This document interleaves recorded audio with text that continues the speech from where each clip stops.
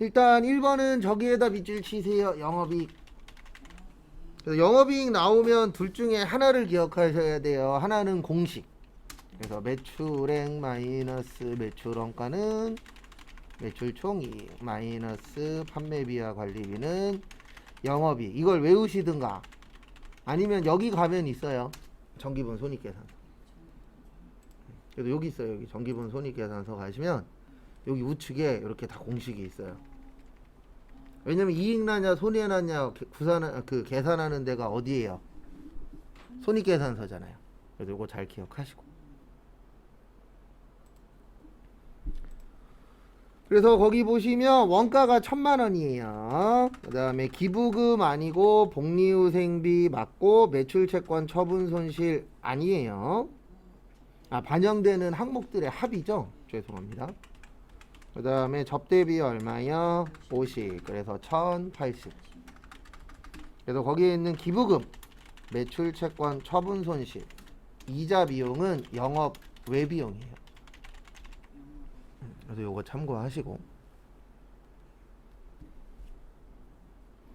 그래서 이 문제는 전산세무보다는 전산회계 쪽에 좀 더 잘 내는 문제인데, 이거 나오면 맨날 물어보는 거는 두 개예요. 하나는 공식 아느냐, 그 다음에 또 하나는 요거 구별하는 거, 영업 외비용이냐 판매비와 관리비냐. 항상 물어보는 거는 똑같더라고요. 그래서 그거 주의하시기 바랍니다. 그 다음에 2번 저기에다 밑줄 치세요. 회계상의 거래. 그래서 회계상의 거래가 아닌 것이죠. 그래서 우리 거래가 아닌 것에는 계약, 약속, 주문, 보관, 채용, 담보 등.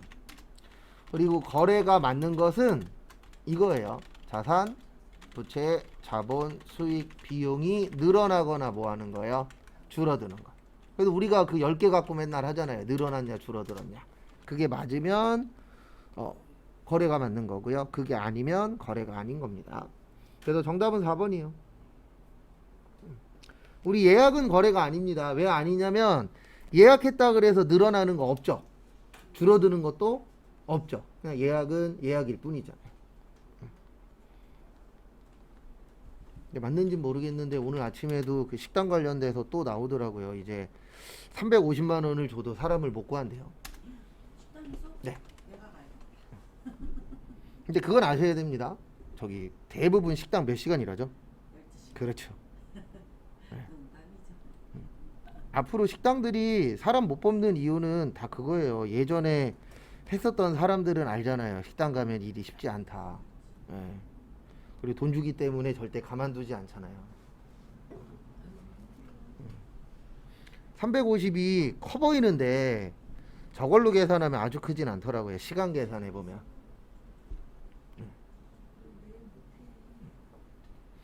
한 달에 6일 쉬잖아요. 거기에다가. 그러니까 누가 댓글에다가 잘 써놨더라고요. 네가 가서 350 받고 하라고. 거기 사장님한테. 근데 350이 작은 돈은 아닌데 옛날하고 달라요. 그리고 어떤 분이 댓글 잘 썼더라고요. 요즘 분들은 350이냐가 중요한 게 아니고요. 요즘 젊은 분들은 이게 더 중요해요. 이걸 하고 나서 내 인생에 다음 직업을 잡을 때 플러스 되는 게 있냐 없냐. 예, 이걸 보기 때문에 400조도 안 가요. 사람들. 옛날하고 달라요. 만약에 350만 원 주는 식당 갈 거냐 200만 원 주는 스타벅스 갈 거냐 그러면 요즘 젊은 분들은 스타벅스 간다니까요. 왜냐면 스타벅스 가면은 나중에 내 이력에 플러스가 되기 때문에. 근데 식당 가서 서빙한 거는 누구한테 가갖고 나 식당에서 서빙했는데요 그러면 내로 끝이지. 예, 플러스 되는 게 없잖아요. 라고 어떤 분이 댓글 썼더라고요.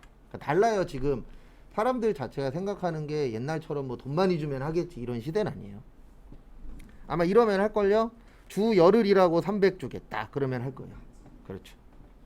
근데 어쩔 수 없어요. 시대 자체가. 그래서 그 시대상에 맞춰야 돼서 아마 앞으로 식당은 거의 90% 이상, 아니다 90%는 오바고 한 50% 정도는 가족들끼리 운영하는 식당이 늘어나지 않을까라고 얘기 나오더라고요. 그 다음에 3번은 저기에다 밑줄 치세요. 단기매매증권. 단기매매증권이면은 쉽습니다. 문제가. 거기 보시면 저기 액면가액은 신경 쓰지 마세요. 액면가액은 얘만 신경 쓰는 거예요. 자본금일 때는. 근데 자본금이에요, 단기매매증권이에요? 단기매매증권이기 때문에 거기에 있는 액면가액은 함정이에요. 취득가의 뜻이 뭐죠? 내가 산 거. 네, 산 거죠. 그래서 10만 원에 샀는데 8만 원이 된 거예요. 급락하다가. 그러면 마이너스 얼마예요? 2만 원. 그 다음에 은도깨비는 2만 원이었는데 3만 5천 원이 됐어요. 그럼 얼마 올랐죠? 15,000원. 그럼 이건 이해하셔야 돼요. 2만 원 떨어지고 15,000원 올랐으면 얼마 손해죠? 마이너스 네, 마이너스 5,000원. 그래서 몇 번이요? 3번. 아니죠. 마이너스라면서요. 아이고 손실이. 네, 그래 손실이죠. 그래서 몇 번이요? 2번. 그러니까 조심하셔야 되는 게 예, 이게 플러스인지 마이너스인지 그런 것도 유심히 잘 보셔야 돼요. 왜냐면 제가 이런 얘기 왜 하냐면 막말로 제가 2번 아니면 지금 3번이죠. 예, 제가 예전에 5,000원까지 구했는데 3번이라고 찍었어요. 근데 답은 몇 번이었어요? 2번이었어. 근데 69점으로 떨어졌다니까요. 그러면 진짜 열받아요. 내 자신한테. 왜냐면 많이 차이 났으면 덜 열받는데 스터만 가면 1점이잖아요. 그래서 제가 공부하십시오, 뭐 하십시오 이야기하는 거지. 왜냐면 이런 경험 안 하는 게 좋거든요. 경험은 항상 좋은 경험만 하는 게 좋습니다. 나쁜 경험하면 뭐 그런 얘기들 하잖아요. 뭐 나쁜 거 있으면 나중에 좋은 게 오겠지. 언제 올 건데요, 좋은 게. 계속 좋은 거 오는 게 제일 낫지. 그래서 정답은 2번. 그 다음에 4번은 저기에다 밑줄 치세요. 일반적 상거래 외 가해 보시면. 그 다음에 상품. 네, 상품. 그 다음에 인수하기 전. 네, 전이에요, 전. 일단 일반적 상거래면 이겁니다. 일반적 상거래면 외상 매출금 아니면 외상 매입금이에요. 근데 일반적 상거래 외죠. 그러면 미수금 아니면 뭐예요? 미지급금. 그래서 정답은 2번 아니면 4번. 그 다음에 상품 등을 인수하기 전에 지급했죠. 그럼 먼저 줬다. 뭐요? 네, 선급금. 그래서 몇 번이요? 2번. 그 다음에 5번 어렵습니다. 잉여금의 뜻이 뭐라 그랬죠? 남는 거죠. 그래서 자본잉여금은 주식해서 남는 거예요. 그 다음에 이익잉여금은 일해서 남는 거예요. 영업해서. 그래서 뭐가 많은 게 좋은 거죠, 회사에? 이익잉여금이 많은 게 좋은 겁니다. 근데 당연히 이게 오르면 자연적으로 얘도 올라가요. 맞죠? 왜냐면 잘 되는 회사의 주식이 올라가지 안 되고 있는 회사의 주식이 올라가진 않잖아요. 그래서 두 가지가 좀 연관성은 있긴 있습니다. 일단 자본잉여금 나오면 일단 가 있으시죠? 네, 요걸 뭐라 그러냐면 주식 발행 초과금이라 그래요. 그래서 얘는 자본잉여금 맞아요.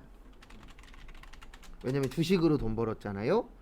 그 다음에 두 번째 자기 주식을 처분한 거, 요걸 자기 주식 처분이익이라 그래요. 얘도 주식으로 돈 벌었으니까 자본잉여금 맞습니다.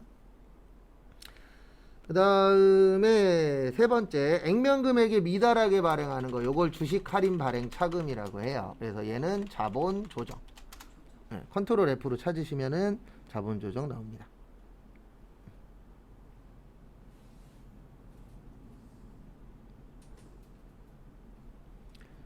그 다음에 라는 법정 적립금. 네, 우리 적립금은 이 법정 적립금이 뭐냐면 요게 이익준비금이에요.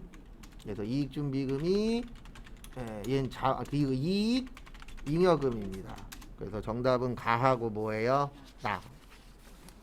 쉬운 문제는 아닙니다. 왜냐면 이거 글씨만 보고 요게 뭔지를 이해를 해야 되기 때문에 쉬운 문제는 아니에요.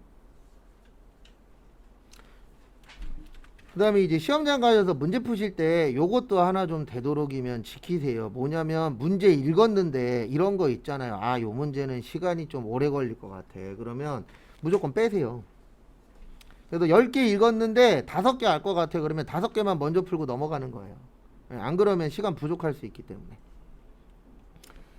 그 다음에 6번 저기에다 밑줄 치세요. 재무상태표. 우리 이거 외우려고 이거 맞추려고 외운 적이 있습니다.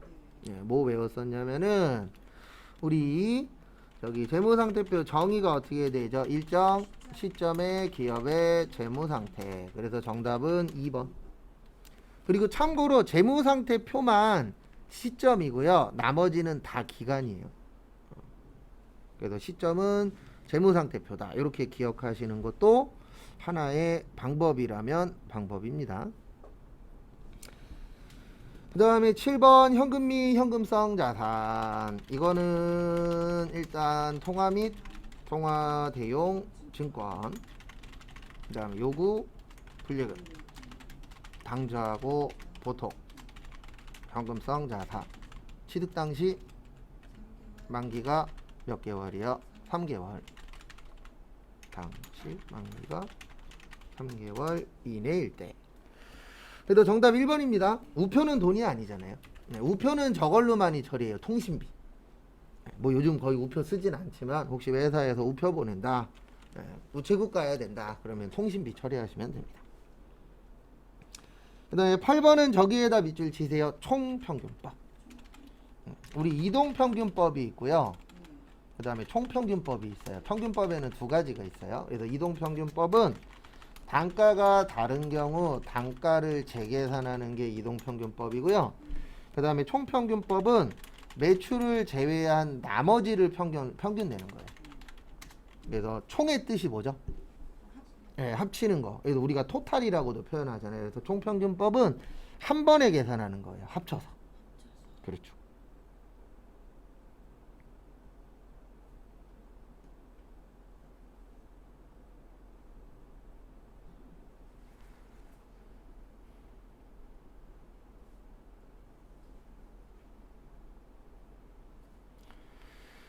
그래서 보시면 이렇게 되는 겁니다. 기초가 10개, 매입이 30개, 매입이 10개, 그러면 50개.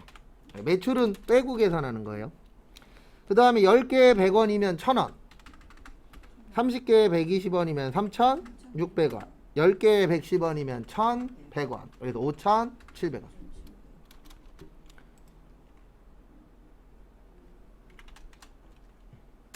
5700원을 몇 개로 나눠요? 50개로 나눠요. 그러면 114원. 정답은 3번. 이렇게 한 번에 계산한다 그래서 무슨 법이라고요? 총평균법. 그 다음에 9번은 저기에다가 밑줄 치세요. 제조간접비는 직접 재료비를 기준. 우리 간접비라는 건 요번 시험에도 나올 확률 되게 높습니다. 왜 그러냐면 요즘에 가스요금, 전기요금 올랐잖아요. 네, 말 많잖아요. 그러면 시험에 나온다고요. 네. 우리가 간접비라는 건 같이 쓴 거예요. 그럼 우리 같이 쓴 거는 혼자 가져야 돼요? 나눠야 돼요? 나눠야 되죠. 그래서 배부를 해야 됩니다. 근데 배부를 할 때 항상 뭐가 있어야 돼요? 기준이라는 게 있어야 돼요. 네. 그래서 거기 보시면 직접 재료비를 배부 기준으로 해서 나눠줬대요. 그러면 100만 원인데 300만 원이죠. 그럼 몇 배죠? 3배죠. 그러면 얼마인데 150만 원이 될까요? 그렇죠. 50만 원. 정답 몇 번이요? 1번. 그러니까 나눌 때는 어떤 기준이 있어야 돼요. 첫 번째로. 그래도 그 기준 중에 우리나라에서 많이 쓰는 거는 요거라 그랬습니다. 무슨 관계? 인과관계. 원인이 있으니까 결과가 있다. 썼으니까 돈 내라.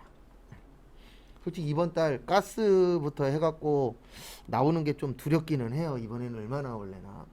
저번 달에 작년에 비해서 5만 원인가 6만 원 더 나왔더라고요. 근데 그만큼 썼으니까. 그리고 올랐잖아요. 오른 가격만큼 더 나왔더라고요. 저는 계산해 보니까. 네. 결론은 오른 게 맞는 거죠. 뭐. 근데 2배는 아니었어요. 2배는 아니었고. 그럼 덜 쓰신 거예요. 저는 그거 나오잖아요. 작년 거에 그래프 나오잖아요. 보니까 작년하고 비슷하게 썼는데 작년에는 한 12만 원 돈 나왔고 올해는 한 17만 원 돈. 그러니까 20% 이상 오른 거 맞더라고요. 거의 30% 가까이 올렸다 그랬으니까. 근데 어쩔 수 없어요. 저희도 이제 꼬맹이 때문에 많이 트는 케이스라. 그 다음에 10번에 공손. 공손의 뜻은 불량품입니다. 그래서 두 가지가 있어요. 정상적하고 비정상적.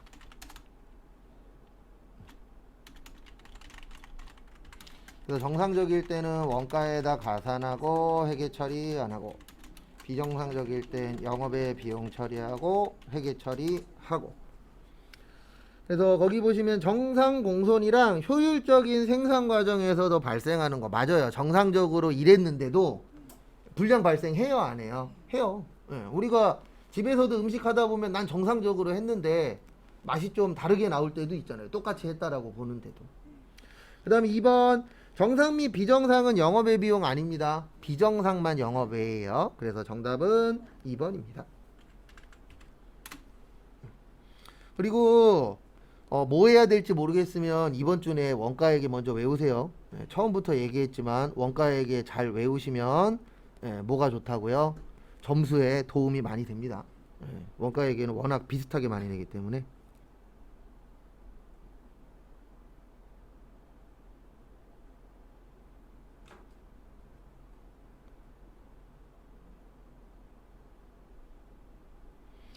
그 다음에 11번 원가에 대한 설명이다. 틀린 것은 일단 우리 기초원가 또는 기본원가 요것도 많이 물어보는 편이죠. 그래서 재료비 더하기 노무비. 근데 이거는 가공원가 물어봤죠. 그래서 가공원가 또는 전환원가라고 해서 요거는 노무비 더하기 간접비. 그래서 정답은 일단 1번은 아닙니다. 그 다음에 2번 조업도와 관련성에 따라 변동비하고 고정비 맞아요. 왜냐하면 총변동비는 늘어나 단위당은요 일정해. 그 다음에 총고정비는 일정해 단위당은 감소해. 조업도가 뭐 할 때요? 증가할 때. 그래도 조업도 나오면 변동비 고정비만 씁니다. 그 다음에 의사결정과 관련된 거 관련원가 비관련원가 맞아요. 정답은 4번이에요. 기회비용 또는 기회원가라고 하는데 요거는 우리가 항상 선택의 기로에 놓이잖아요. 그래서 여러가지 선택할 수 있을 때 선택 후 나머지 중에서 효익이 가장 뭐한 거예요? 큰 거. 근데 거기는 포기해야 되는 것들의 평균액이잖아요. 요런 건 없어요.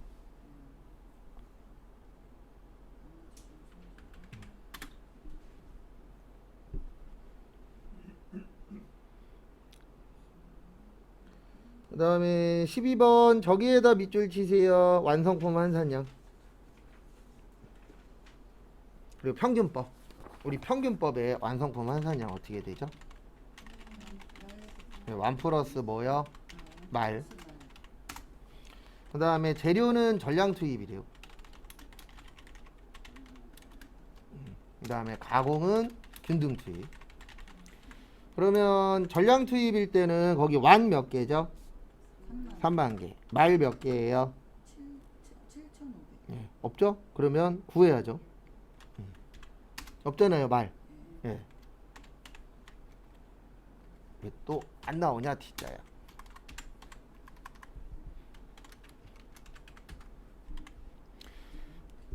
잘못 계산하신 것 같아요. 그래서 없으면 요거 기억하셔야 돼요. 제공품 뭐요? 수량. 우리 제공품 수량이 기초, 단기, 착수, 그 다음에 완성품, 기말, 공손품. 근데 지금 공손품은 없죠? 그럼 기초 몇 개예요?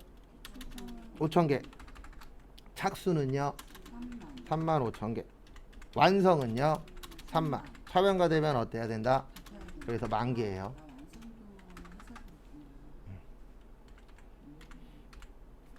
그래서 말은 10,000개 해서 40,000개. 정답은 2번 아니면 몇 번이에요? 3번이에요.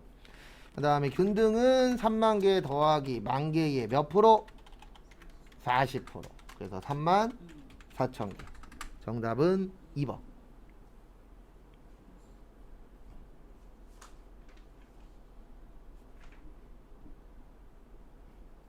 그러니까 이론 시험들이 대부분 다 이래요. 저희뿐만이 아니고 다른 공부하실 때도 완성도 균등일 때 전량일 때는 완성도 안 곱한다 그랬잖아요.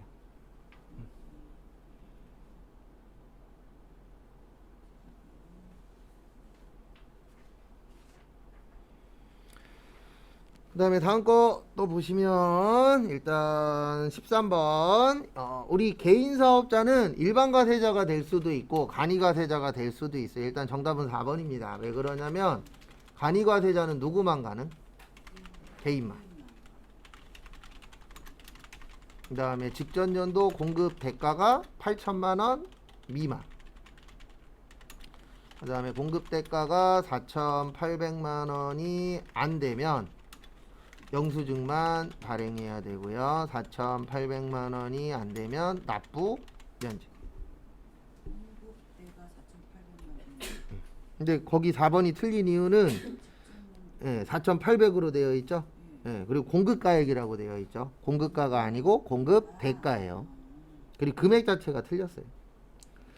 이거 나오면 3번이라고 생각하시는데 3번 아니에요. 면세사업자는 부가가치세법상 사업자가 아닌 걸로 봐요. 왜 그러냐면 면세사업자는 세금 내요 안 내요?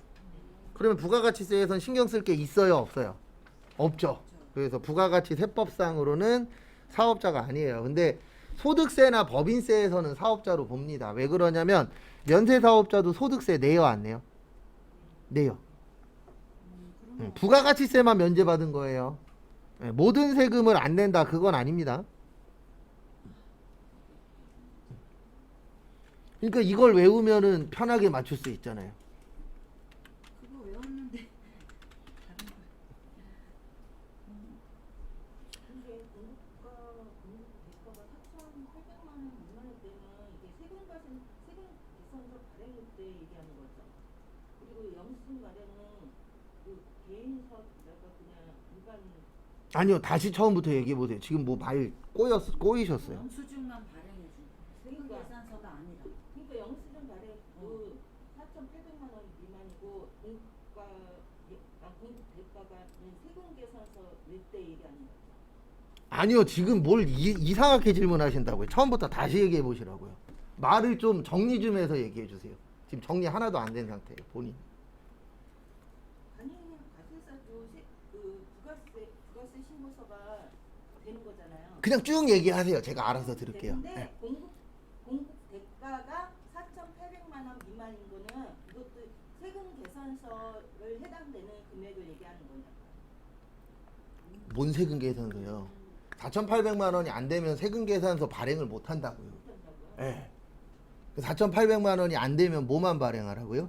영수증만 발행하라고요. 근데 왜 4,800만 원 미만인데 세금 계산서 얘기 자체를 하시면 안 돼요. 예. 지금 결론 뭐냐면 지금 본인 머릿속에서 정리가 안 돼 있어요.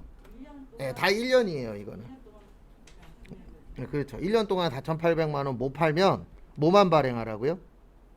영수증만. 그렇죠. 그 뜻이지. 뭐 4,800만 원이 안 되는데 세금 계산서 이런 거 나오면 안 돼요. 4,800만 원 안 되면 아예 세금 계산서라는 말 자체도 꺼내면 안 됩니다.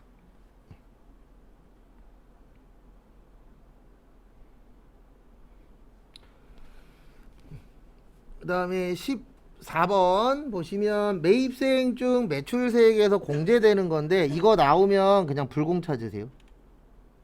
못 찾으시라고요? 불공. 우리 불공에 뭐뭐뭐 있죠? 접대비. 그 다음에 업무하고 관련 없는 거. 비영업용 소형 승용차.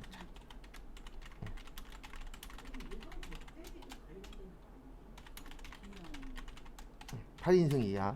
그 다음에 면세 관련 비용, 토지 더하기 세금 계산서.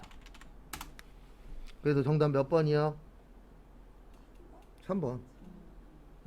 1번은 왜 안 되냐면 접대는요 나라를 망치게 하는 것 중에 하나예요. 접대라는 문화가 원래 없어져야 돼요. 왜 그러냐면 생각을 해보십시오. 두 개 회사가 어떤 거에 입찰을 했어. 근데 한 군데에서 연락의 능력은 안 되는데 막 1억씩 들어가면서 접대했어. 그러면 그 돈 준 데에다가 주잖아요. 맞죠? 능력도 안 되는데. 예. 그래서 가져가는 곳도 실제 있어요, 없어요?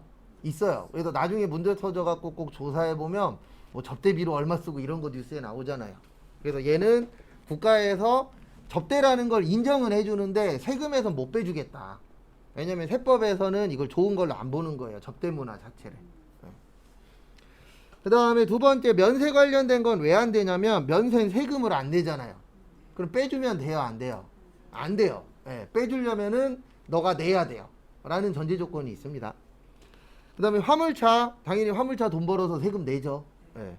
4번 사업과 관련 없는 거 이거 인정해주면 큰일 납니다. 이거 인정해주는 순간 사돈의 8촌까지 영수증이랑 영수증 다 갖다가 예, 처리하려고 노력들 하실 거예요. 그래서 인정된다, 안 된다? 안 된다. 그러니까 대부분 요거는 이해를 하시는데 접대 같은 경우에는 이제 잘못 이해하시는 분들이 이거 좋은 거 아니냐라고 생각하시는데 솔직히 없어져야 될 것 중에 하나긴 합니다. 근데 안 없어질 거예요. 접대 문화는. 비용에서는 빼주잖아요. 그렇죠. 비용에선 빼주죠. 근데 다 빼주지도 않아요. 그것도 또 금액 계산을 해서 매출액의 몇 프로 이런 식으로 또 한도를 걸어버려요. 예, 왜냐하면 너무 많이 하면은 그것도 또 이상한 짓들 많이 했다는 얘기잖아요. 예. 그리고 이런 거 전화 주지 마세요. 저 몰라요. 예전에 한 명이 전화해갖고 뒷돈을 5천만 원을 먹여야 된대요. 나보고 그거 회계 처리 어떻게 해야 되냐고. 그건 본인들이 알아서 처리하십시오. 불법 가지고 저한테 연락하지 마세요. 예. 공무원 되고 싶은가? 아니 왜 전화했는지는 아는데 그거는 저기 둘 중에 하나밖에 없어요. 가짜 영수증이나 가짜 세금 계산서를 만들어서 처리를 하든가 아니면 회사 내부적으로 이거 영수증 없는 거는 다 사장님 월급으로 들어가거든요. 그러면 사장님 월급으로 해갖고 세금 두드려 맞으면 돼요. 예. 그러니까 왜 전화했는지는 아는데 세금 맞아야지 그냥. 그건 세금 맞는 수밖에 없어요. 예. 그거는 500만 원인데 5만 원은 세무서 사무실에 오는 아니 그런 건 세무사 사무실에서도 안 가르쳐줘요. 돈은 쓰고 싶고 면세금 받고 싶고. 아 그렇죠. 돈은 써야 되는데 세금은 덜 내고 싶고. 근데 참고로 세무사 사무실도 아시겠지만 저기 불법적인 건 얘기 안 합니다. 왜 그러냐면 불법적인 거 얘기했다 걸리면 이 사람도 같이 잡아 들어가잖아요. 그래서 얘기 안 해줘요. 그런 것들은 저기 네이버 이런 데다가 열심히 서칭하시면 있긴 있는데 중요한 거 걸리면 골치 아픈 겁니다. 항상. 불법은 가끔씩 저한테 물어보세요. 세금 적게 내려면 어떻게 해야 돼요? 불법밖에 없어요. 머리가 길면 네. 그렇죠. 일명 합법적 불법이라고도 표현하는데 그 방법밖에 없어요. 그러니까 걸리면은 골치 아픈 거고 안 걸리면 좋게 넘어가는 거고요. 그 다음에 15번 필요적 기재사항 4가지. 공급하는 자의 등록번호, 상호 및 성명, 그 다음에 공급 받는 자의 등록번호, 작성, 면허리, 그 다음에 공급가액과 세. 그래서 정답은 3번. 공급하는 자지 공급 받는 자 아닙니다. 그 다음에 실기는 저기 문제 1번까지 하고 그 다음에 쉬었다가 그 뒤에 것도 볼게요. 생각하다 회계 문제 보니까 쉬워졌네. 그렇죠. 그 말씀이 맞으세요. 분기에도 좀 눈에 한두 개 더 들어올 거고. 예.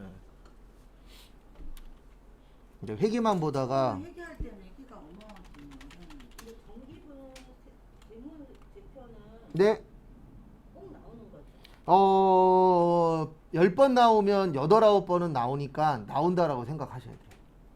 저기 안 나오고 손익 계산서를 나 갖고 이번에 그냥 이번 순서 정기 문제 처리하는 거 하나만 나오면 그래도 시험 문제 그런 거죠. 그렇죠. 그러니까 쉬운 게 나올 수도 있고 어려운 게 나올 수도 있는데 아예 안 나오는 경우도 있긴 있어요. 뭐 100%는 아니기 때문에. 근데 그건 일단 시험장 가야 되고 그 다음에 우리가 바라는 건 그거일 수밖에 없죠. 내가 할 줄 아는 거 나오길. 그렇죠. 기본. 네, 그렇죠. 시험이라는 건 제가 봤을 때 100% 완벽하게 준비하고 갈 수 있는 사람은 몇 명 안 돼요. 그러려면 몇 년을 공부해야 되고. 그러니까 대부분 다 70점 언저리까지 준비는 해요. 근데 그게 이제 시험장 갔을 때 내가 아는 게 몇 개 더 나오냐 덜 나오냐 싸움이지 완벽하게 준비하고 갈 수 있는 사람은 제가 봤을 때 없어요. 그래서 종종 저한테 이런 얘기 하시는 분 있어요.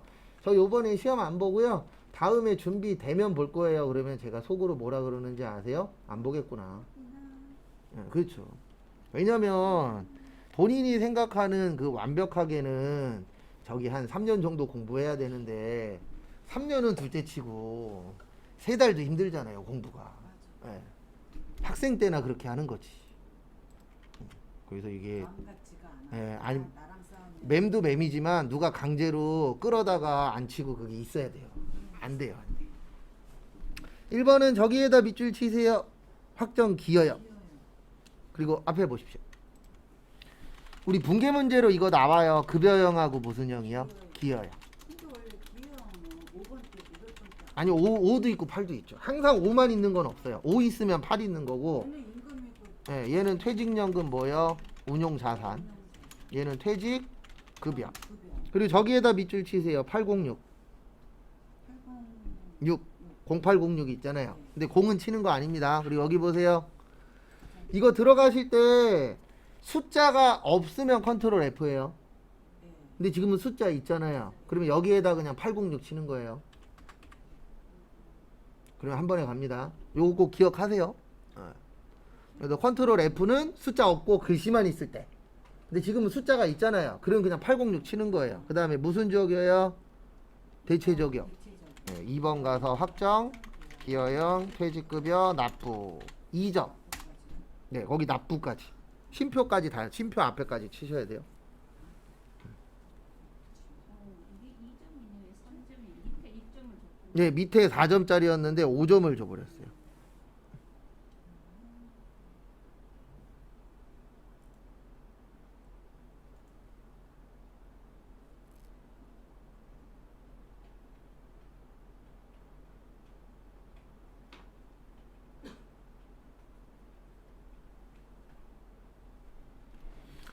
그 다음에 다음 것도 보시면은요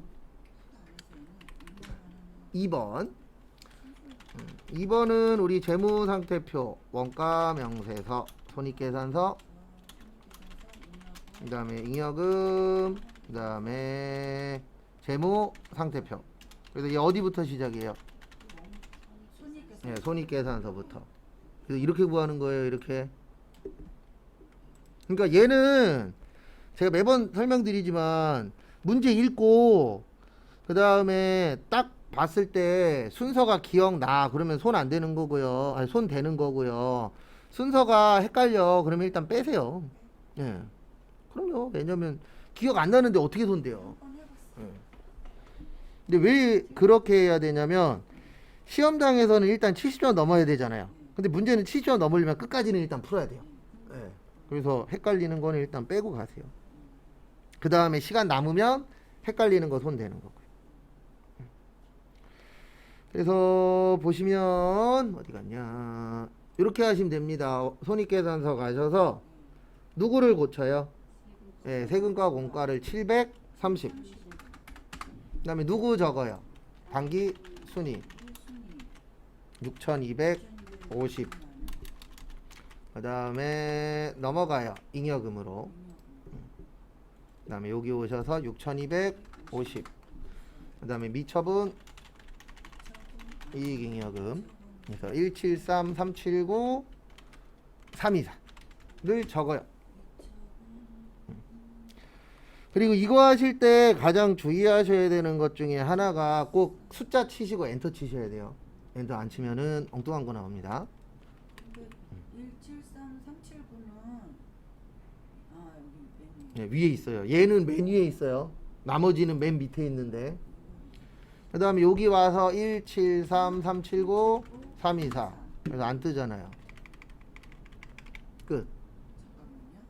여기까지 했는데 재무상태표 가서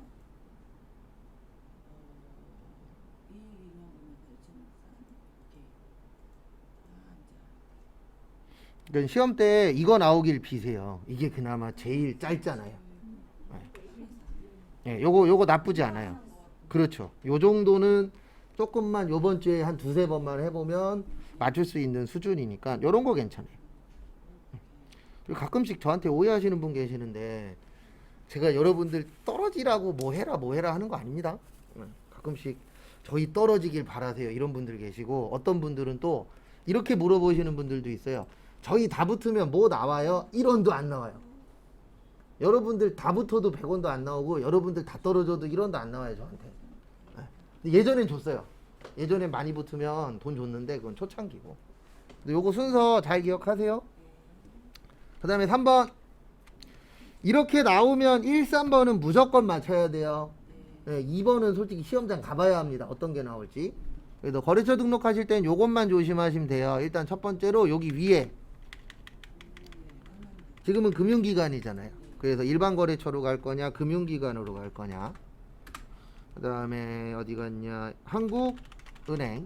그 다음에 보통예금 123-456-789. 그 다음에 계좌 개설은 한국은행 무슨 점이요? 여의도점. 그 다음에 2017년 7월 1일 끝. 되셨죠? 네. 그래서 요거 조심하시고